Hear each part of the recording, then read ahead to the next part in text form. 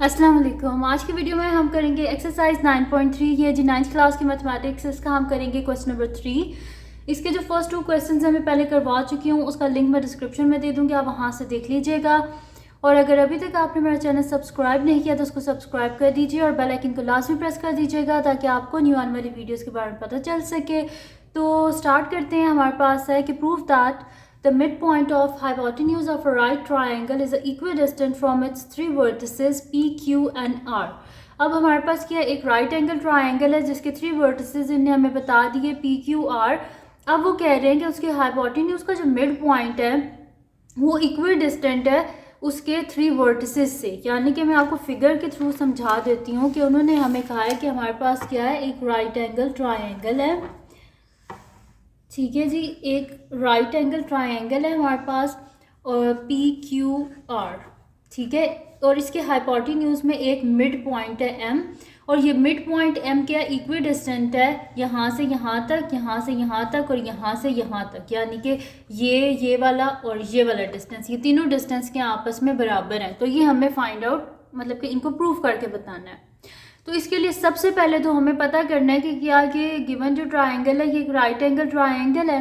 अगर तो इसका हाइपोटेन्यूज जो है, हाइपोटेन्यूज का स्क्वायर इक्वल हुआ इसकी बाकी दो साइड्स के स्क्वायर्स के सम के इक्वल, तो इसका मतलब है कि ये हमारे पास एक राइट एंगल ट्राइंगल है। सिंपल सी बात है, अगर पाइथागोरस थ्योरम इसके ऊपर जो है वो प्रूफ हो गया तो उसका मतलब है ये एक हमारे पास के राइट एंगल ट्राइंगल। फिर उसके बाद हम देखेंगे कि इसका मिड पॉइंट जो है वो इक्विडिस्टेंट है भी कि नहीं। ठीक है, तो स्टार्ट करते हैं इसको।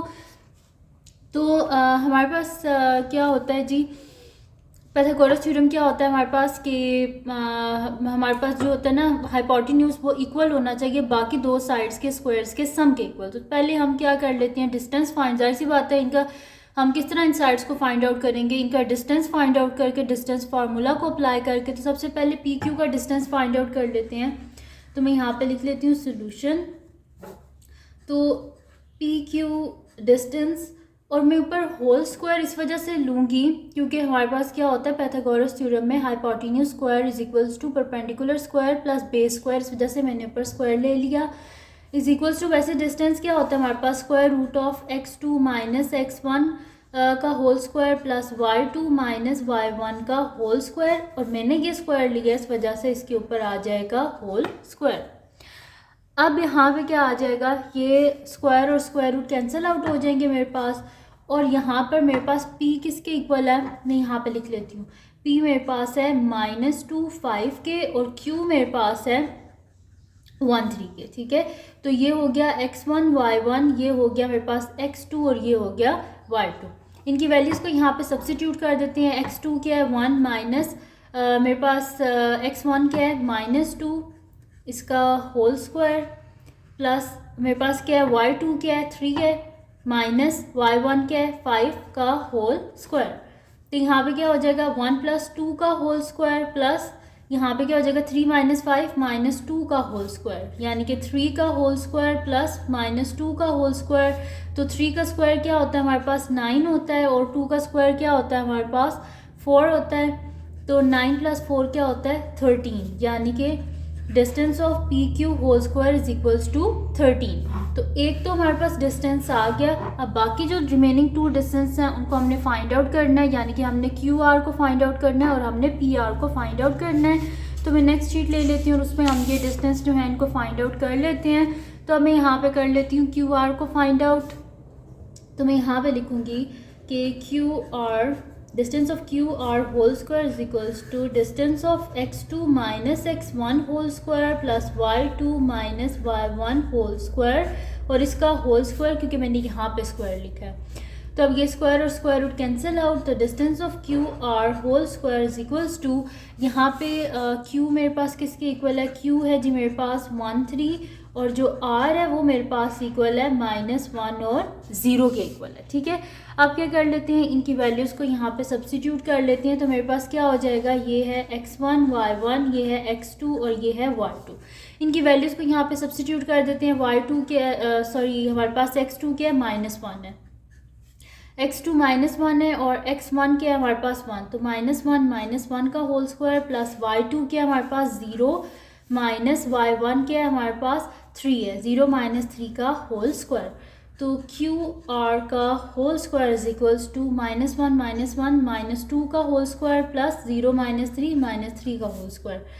तो -2 का होल स्क्वायर 4 प्लस 3 का स्क्वायर 9, तो 9 प्लस 4 क्या होता है 13। तो यानी कि distance of Q R whole square is equals to 13। ठीक है जी, तो ये भी मेरे पास क्या आ गया यहाँ पर 13 आ गया क्यू आर। अब क्या करना है, मैंने फाइंड आउट करना है। अब लास्ट जो मेरे पास रह गया है वो रह गया ये पी आर। तो पी आर को फाइंड आउट कर लेते हैं। यहाँ पर मैं लिख लेती हूँ distance of P R whole square is equals to square root of x2 minus x1 whole square plus y2 minus y1 whole square, और इसका क्योंकि मैंने इधर स्क्वायर लिखा है इस वजह से होल स्क्वायर।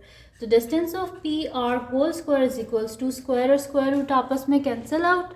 और यहाँ पे मैंने क्या करना है, पी आर करना है। तो p जो है वो मेरे पास है -2 5 और जो r है वो मेरे पास इक्वल है -1 0। ये हो गया x1, ये हो गया y1, ये हो गया x2 और ये हो गया y2। बस इनकी वैल्यूज़ को यहाँ पे सब्स्टिट्यूट कर लेते हैं। x2 मेरे पास है -1 और x1 मेरे पास क्या है यहाँ पर -2 इसका होल स्क्वायर प्लस यहाँ पे मेरे पास y2 क्या है 0 माइनस y1 क्या है मेरे पास 5 का होल स्क्वायर। तो यहाँ पे मेरे पास हो जाएगा -1 प्लस 2 का होल स्क्वायर प्लस 0 माइनस 5 का होल स्क्वायर। तो -2 प्लस 1 मेरे पास यहाँ पे क्या हो जाएगा 1 हो जाएगा, 1 का होल स्क्वायर प्लस -5 का होल स्क्वायर यानी कि 1 plus 25 which is equals to 26। यानी कि distance of P R whole square is equals to 26। तो ये आ गया मेरे पास। अब हमने क्या करना है, मैं यहाँ पे देखूँगी कि क्या पैथागोरस थ्योरम को ये जो है वो प्रूफ कर रहा है कि नहीं कर रहा। तो नेक्स्ट शीट ले लेते हैं और उसमें मैं आपको ये बता देती हूँ। तो यहाँ पर अगर आप देखें तो पैथागोरस थ्योरम क्या होना चाहिए मेरे पास, ये ना हाइपोटेन्यूज जो राइट एंगल के बिल्कुल ऑपोजिट साइड होती है और जो लॉन्गेस्ट साइड होती है वो हाइपोटेन्यूज होता है। तो हमारे पास क्या होता है hypotenuse whole square is equals to perpendicular square plus base square. तो यहाँ पे हाइपोटेन्यूज क्या है पी आर है और पी आर हमारे पास क्या है 26 और होल स्क्वायर मैंने ऑलरेडी लिया हुआ है तो जस्ट हम वैल्यूज़ को ही लिखेंगे। तो 26 इज इक्वल्स टू मेरे पास इसकी दोनों जो बाकी साइड्स आई थी वो 13 और 13 आई थी। तो मैं यहाँ पे लिख देती हूँ 13 प्लस 13। तो 26 इज इक्वल्स टू 26 जो कि क्या हो गया प्रूफ्ड यहाँ पे हो गया हमारे पास। यानी कि ये जो गिवन है ये क्या है हमारे पास ये हमारे पास है right angle triangle. So the given triangle is right angle triangle. So the given triangle is right angled triangle. ठीक है, तो गिवन जो ट्राइंगल है ये हमारे पास क्या राइट एंगल ट्राइंगल और यहाँ पे मैंने क्या अप्लाई किया है पैथागोरस थ्योरम। ठीक है जी, तो पैथागोरस थ्योरम अप्लाई किया था। अब यहाँ पे प्रूव हो गया राइट एंगल ट्राइंगल है। अब क्या करना है, हमने देखना है कि हमारे पास जो मिड पॉइंट है उसका डिस्टेंस बाकी जो साइड्स हैं उन सब से बराबर आ रहा है कि नहीं आ रहा, बस वो देखना है अब हमने। तो वो फिर मैं यहाँ पे लिख देती हूँ कि एम को मैंने मिड पॉइंट लिया है तो मैं यहाँ पे लिख दूँगी if M X Y is the desired mid point. तो सबसे पहले तो इस एम को फाइंड आउट करना पड़ेगा। इसको हम किस तरह फाइंड आउट करेंगे, इजी सा तरीका है, कोई मुश्किल नहीं है। P और R का मिड पॉइंट है ना, तो हम इधर से मिड पॉइंट का फार्मूला अप्लाई करेंगे और कर लेंगे। तो P जो है वो मेरे पास किसके इक्वल है, P इक्वल है -2 5 के इक्वल है और जो मेरे पास R है वो इक्वल है -1 0 के। ठीक है, ये हो गया x1 y1, ये हो गया x2 और ये हो गया y2। तो यहाँ पे मेरे पास x किसके इक्वल आएगा, x is equals to x1 plus x2 divided by 2। यानी कि x is equals to x1 मेरे पास क्या है -2 प्लस x और x2 क्या है मेरे पास -1 डिवाइडेड बाय 2। यानी कि x इज इक्वल्स टू मेरे पास आ जाएगा -3/2। तो x मैंने फाइंड आउट कर लिया -3/2। अब क्या कर लेते हैं, y को भी मैं साइड पे फाइंड आउट कर लेती हूँ। तो y क्या होगा मेरे पास y1 plus y2 divided by 2। तो यहाँ से y क्या आ जाएगा मेरे पास, y मेरे पास आ जाएगा 5 प्लस 0 डिवाइडेड बाय 2। यानी कि y मेरे पास आ गया 5/2। तो मिड पॉइंट एक्स वाई मेरे पास किसके इक्वल आया, मेरे पास आ गया -3/2 और 5/2।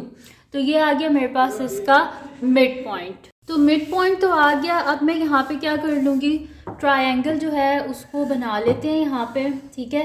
तो ट्रायंगल क्या थी, PQR, ठीक है। तो इसमें PQ क्या थे, उनकी वैल्यूज़ को मैं यहाँ पे लिख लेती हूँ और जो मिड पॉइंट की वैल्यू आई है उसको भी लिख लेते हैं। P है जी मेरे पास -2, Q जो है वो मेरे पास है 1, 3, R जो है वो मेरे पास इक्वल है -1, 0, और इसका जो मिड पॉइंट है M वो मैंने अभी फाइंड आउट किया है और वो मेरे पास क्या आया है -3/2 और 5/2। तो मैं यहाँ पे लिख देती हूँ -3/2 और 5/2।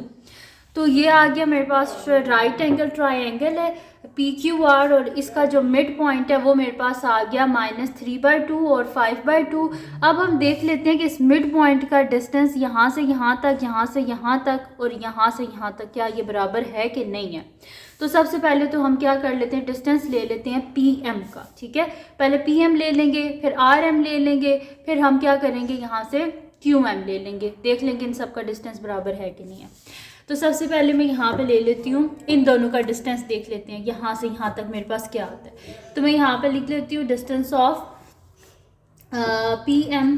Now distance of PM is equals to, हमारे पास क्या होता है distance formula, x2 minus x1 का whole square plus y2 minus y1 का होल स्क्वायर।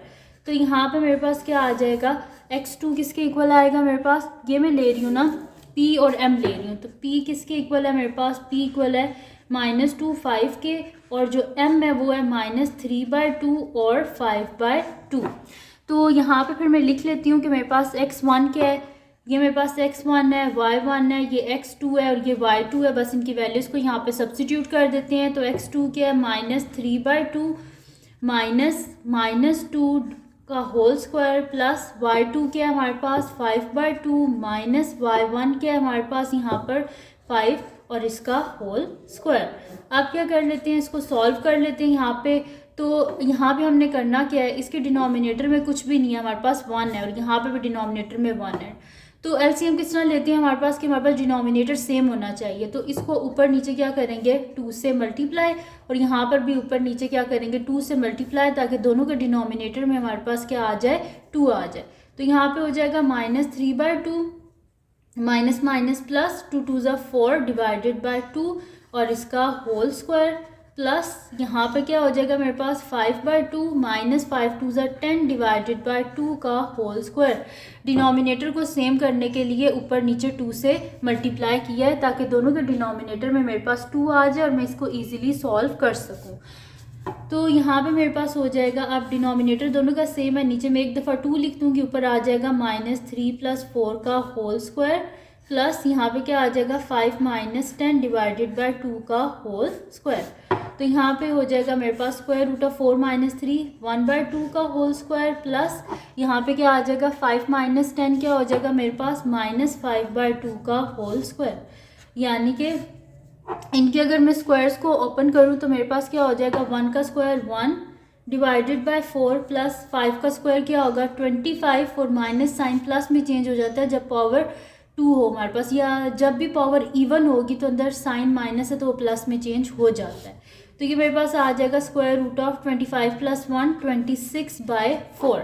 ठीक है, तो ये मेरे पास क्या आया डिस्टेंस ऑफ PM। ठीक है, तो डिस्टेंस ऑफ PM हमारे पास आ गया 26/4। अब बाकी जो 2 डिस्टेंस हैं उनको हम फाइंड आउट कर लेते हैं कि क्या वो भी यही आते हैं √26/4। अब मैं नेक्स्ट शीट पे क्या कर लेती हूँ, PM तो मैंने कर लिया, अब हम इसका फाइंड आउट यहाँ से कर लेते हैं। PM हो गया, RM कर लेते हैं फाइंड आउट। ठीक है, तो मैं यहाँ पे कर लेती हूँ RM फाइंड आउट। तो यहाँ पे लिख लेती हूँ distance of RM is equals to, distance formula apply कर देंगे x2 - x1 whole square plus y2 - y1 का होल स्क्वायर। ये हो गया। अब इसमें x1 क्या है मेरे पास, इसमें R को लिख लेते हैं। R जो है वो मेरे पास है R है -1 0 और जो M है वो मेरे पास है -3/2 और 5/2। ये हो गया x1 y1, ये हो गया x2 और ये हो गया y2। तो ये हो जाएगा distance of RM is equals to, यहाँ पे इसके बीच में वैल्यूज़ को सब्स्टिट्यूट कर देते हैं। तो मेरे पास क्या हो जाएगा यहाँ पर x2 क्या है मेरे पास -3/2 और x1 क्या है मेरे पास -1 -1 और इसका होल स्क्वायर, दरम्यान प्लस का साइन। x2 क्या है 5/2, सॉरी y2 क्या है 5/2 माइनस y1 क्या है 0 और इसका होल स्क्वायर। तो यहाँ पे ये मेरे पास हो जाएगा -3/2 + 1 और इसका होल स्क्वायर प्लस यहाँ पे क्या आ जाएगा 5/2 इसका होल स्क्वायर। तो यहाँ पे 2 1 डिनोमिनेटर सेम करना है, तो 1 है, इसको नीचे भी 2 से मल्टीप्लाई करेंगे, ऊपर भी 2 से मल्टीप्लाई, तो -3/2 + 2/2 और इसका होल स्क्वायर प्लस 5/2 का होल स्क्वायर। तो यहाँ पर मेरे पास क्या आ जाएगा, तो ये हो जाएगा मेरे पास -3 + 2 हो जाएगा -1/2 का होल स्क्वायर प्लस 5/2 का होल स्क्वायर। तो 1 का स्क्वायर क्या होता है 1 डिवाइडेड बाय 4 और 5 का स्क्वायर क्या होता है 25 डिवाइडेड बाय 4, यानी कि दोनों का डिनोमिनेटर तो सेम है ना, तो मेरे पास नीचे आ जाएगा 4 और ऊपर क्या आ जाएगा 1 + 25 यानी कि √26/4 और ये मेरे पास क्या आ गया डिस्टेंस ऑफ RM। ठीक है, तो डिस्टेंस ऑफ RM जो है वो भी हमारे पास आ गया 26/4। अब क्या कर लेते हैं हम यहाँ पर कि अब मेरे पास लास्ट रह गया इसका डिस्टेंस, मैंने यहाँ से फाइंड आउट कर लिया, PM भी फाइंड आउट कर लिया, RM भी फाइंड आउट कर लिया, अब QM रह गया। तो QM को हम फाइंड आउट कर लेते हैं, तो देख लेते हैं कि QM जो है वो हमारे पास क्या आता है। तो यहाँ पे मैं इसे कर लेती हूँ, ये थोड़ा लेंथी हो गया है क्वेश्चन, तो यहाँ पे साइड पे ही कर लेते हैं। तो QM फाइंड आउट करना है, तो यहाँ पे लिख लेते हैं distance of QM is equals to √(x2 - x1 whole square plus y2 - y1 का होल स्क्वायर। अब यहाँ पर जो Q है वो मेरे पास किसके इक्वल है 1/3 के, तो मैं यहाँ पे लिख लेती हूँ Q मेरे पास है 1/3 के और जो M है वो मेरे पास इक्वल है -3/2 और 5/2, उस हिसाब से x1 y1 x2 y2। ठीक है, तो मेरे पास हो जाएगा distance of QM is equals to √, यहाँ पे मेरे पास x2 क्या है -3/2, तो मैं यहाँ पे लिख देती हूँ -3/2 और -x1 यानी कि -1 का होल स्क्वायर प्लस y2 क्या है 5/2 -3 का होल स्क्वायर। यहाँ पे अब इसको कर लेते हैं आगे सॉल्व। डिनोमिनेटर क्या करना है मैंने सेम करना है, तो इधर 2 है इधर भी 2 होना चाहिए, तो इसको मैं क्या करूँगी नीचे भी 2 से मल्टीप्लाई ऊपर भी 2 से मल्टीप्लाई और सेम स्टेप यहाँ पर भी कि जिसके डिनोमिनेटर में कुछ नहीं होता 1 होता है, तो नीचे भी 2 से मल्टीप्लाई ऊपर भी 2 से मल्टीप्लाई। ठीक है, न्यूमरेटर डिनोमिनेटर दोनों को 2 से मल्टीप्लाई, यहाँ पे भी 2 से मल्टीप्लाई, तो मेरे पास हो जाएगा -3/2 -2/2 का होल स्क्वायर प्लस यहाँ पे क्या हो जाएगा मेरे पास 5/2 -3 × 6/2 का होल स्क्वायर, यानी कि मेरे पास क्या हो जाएगा -3 -2 हो जाएगा मेरे पास -3 -2 डिवाइडेड बाय 2 का होल स्क्वायर प्लस मेरे पास हो जाएगा 5 - 6 डिवाइडेड बाय 2 का होल स्क्वायर। दोनों का डिनोमिनेटर सेम था, इस वजह से मैंने एक दफ़ा ही लिख लिया। तो 3 - 2 यानी कि हो जाएगा -5/2 का होल स्क्वायर प्लस -1/2 का होल स्क्वायर, यानी कि 5 का स्क्वायर क्या होता है 25/2 का 2 का स्क्वायर क्या होता है 4 होता है हमारे पास, और माइनस साइन क्या हो जाता है चेंज हो जाता है प्लस में जब होल पावर हमारे पास इवन हो, तो -1 का स्क्वायर 1 डिवाइडेड बाय 4, यानी कि मेरे पास आ गया RM इज इक्वल्स टू √26/4। ठीक है, तो अब ये सॉरी QM था, ये मैंने RM लिख दिया, QM जो है वो मेरे पास आ गया √26/4। इससे हमें क्या पता चला कि हमारे पास ये तीनों आपस में इक्वल है। देखिए ये भी आया था मेरे पास PM भी √26/4, RM भी 26/4 और QM भी √26/4। इसका मतलब है कि PM is equals to RM distance of RM which is equal to distance of QM। इसका क्या मतलब है M is equal distant from PQ and R, so M is equidistant from PQ and R। ठीक है जी, तो ये हो गया मेरे पास, और ये थी जी आज की वीडियो जिसमें मैंने आपको करवाया है एक्सरसाइज 9.3 का क्वेश्चन नंबर मैंने आपको करवाया इसका 3। तो अगर ये वीडियो आपके लिए हेल्पफुल हो तो उसको लाइक कीजिएगा, मेरे चैनल को सब्सक्राइब कीजिएगा और बेल आइकन को लास्ट में प्रेस कर दीजिएगा ताकि आपको न्यू आने वाली वीडियोस के बारे में पता चल सके। और जो मेरा सेकंड चैनल है जिसके बीच मेरी कुकिंग की, क्राफ्ट्स की, रिडल्स की, ट्रैवलिंग की वीडियोस हैं, उसका लिंक पर डिस्क्रिप्शन में है, उसको भी सब्सक्राइब कर दीजिएगा। और जो मेरी बहन का चैनल है उसका लिंक पर डिस्क्रिप्शन में है, उसको भी सब्सक्राइब कर दीजिएगा और अपनी दुआओं में लास्ट में याद रखिएगा। अल्लाह हाफिज़।